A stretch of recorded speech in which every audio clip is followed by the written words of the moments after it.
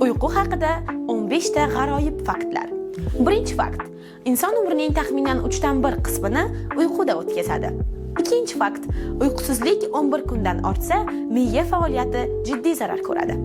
Uchinchi fakt: har kecha 7-9 soat uxlamaslik xuddi mastlikka o'xshash holatni keltirib chiqaradi.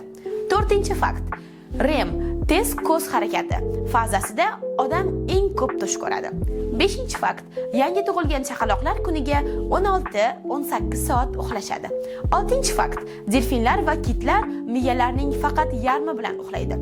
Yettinchi fakt: odamlarning 12% faqat qora-oq rangdagi tushlar ko'rishadi. Sakkizinchi fakt: uyqu vaqtida miya tanadagi axlat va toksinlarni tozalaydi. To'qqizinchi fakt: telefon nuri yoki ekranlar melatonin gormonini kamaytirib, uyquni buzadi. 10-chi fakt: ba'zida uyg'ongan odam tanasini harakatga keltira olmaydi. Bu holat uyqu falaji deb ham ataladi. 11-chi fakt: surunkali uyqusizlik yurak xastaliklari va diabet xavfini oshiradi. 12-chi fakt: inson miyasi uxlab yotganida ham axborotni qayta ishlay oladi va eslab qoladi. 13-chi fakt: uyqudan oldin kofein ichish uyqu sifatini yomonlashtiradi, hatto 6 soat oldin ichilsa ham. 14-chi fakt: mushuklar kunining 70%ni uxlab o'tkazadi, insonlarda ko'ra ko'proq.